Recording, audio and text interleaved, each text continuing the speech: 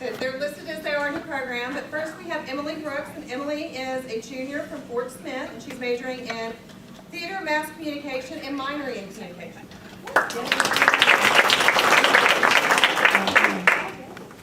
Yeah, right into it.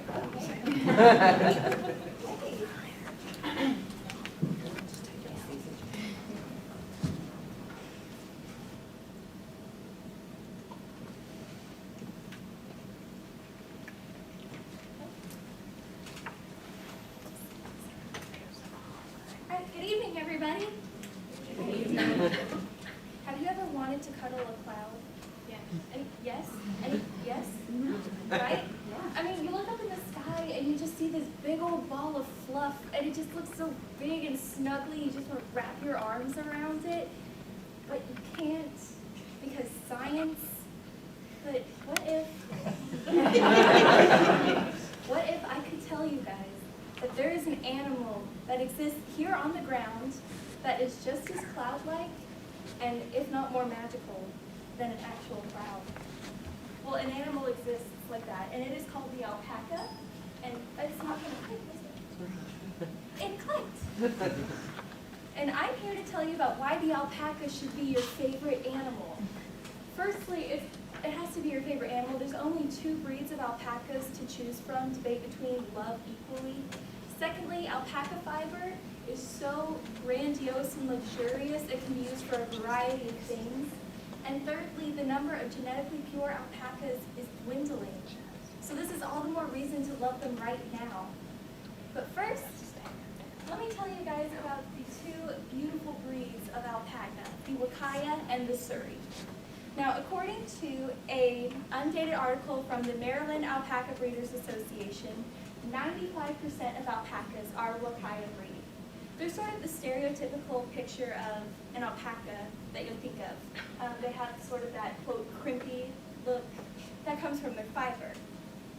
Because their fiber grows, quote, perpendicular to their skin, and that gives them the fluffy, snuggly appearance. Now, from that same source, 5% of alpacas are Surrey.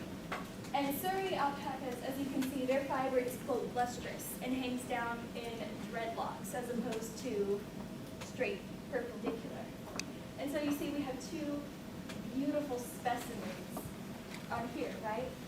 And speaking of alpaca fiber, let me just look at that fiber. It's so beautiful. Alpaca fiber is soft, and according to a 2007 article by Alexandra Castillo-Ruiz titled Llama Pacos Alpaca, alpaca fiber has up to 22 different colors, and these can range from white to black and brown depending on the color of the alpaca. Alpaca fiber is also, quote, warmer and stronger than wool. So if your favorite animal is a sheep, no. Bump that sucker down to second place, put the alpaca in first, am I right? But if you're not interested in those warm, loving, tangible aspects of the alpaca, maybe you're interested in the monetary aspects, because alpaca fiber can turn a really mean profit. According to a 1994 article by Phil Switzer titled Alpacas, Just the Facts, alpaca fiber can be sold for about $3 to $6 per ounce. And typically, alpacas produce about 4 pounds of fiber per year per adult alpaca. Now, I'm not an economics major, but I know that inflation exists, and so that number has increased since 1994. So if you're looking to get rich quick, find an alpaca farm, make alpaca friends. You can shear them, and these fibers can be sold, according to the same source, quote, to major markets, such as hand spinners, yarn shops, weavers. And then can be made into scarves and hats and sweaters, and you can wear them and use them, and they can be used in decorative figurines. So please come find me after this is done. Touch the alpaca fiber. It is so soft, I guarantee you. And so, alpaca fiber is magical, as are the 2 breeds. But what if there were no alpacas left to shear? This is because the number of genetically pure alpacas is decreasing.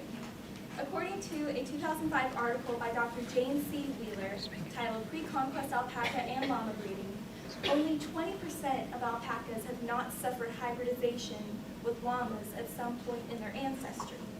Llamas, of course, are kind of the taller, skinnier, angrier cousin to the alpaca.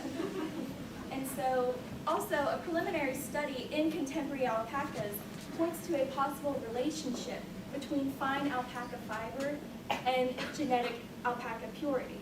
And so as that number of genetically pure alpacas decreases, the amount of fiber that is pure and wonderful and whole and from the heavens is going to decrease too. And so this is not good. This is all the more reason why we should love them now. So you can see we have two breeds of incredibly soft animals that have such wonderful fiber and are growing increasingly rare in purity. So what does this mean for future budding alpaca enthusiasts such as yourselves? Well, hopefully it means that you can choose the alpaca as your favorite animal.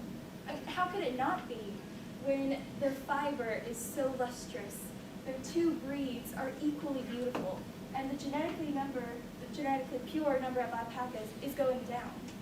So I challenge you guys. It's getting dark now, but tomorrow, when it's cloudy, just look up at the sky. I challenge you all to look at a cloud. Don't see that face smiling at you. That beautiful, gorgeous face of the alpaca. Thank you.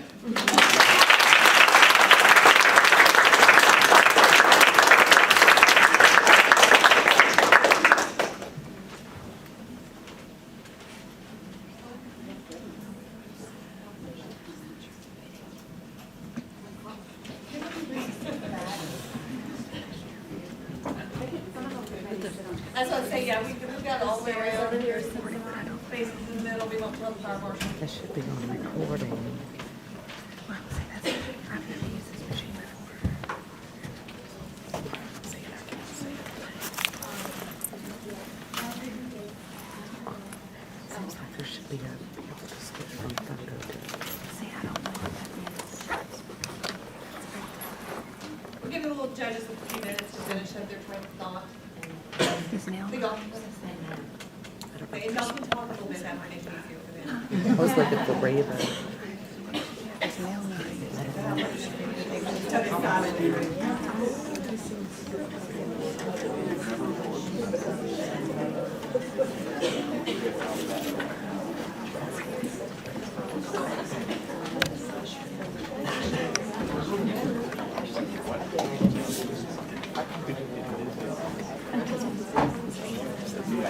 Mom, kids tired.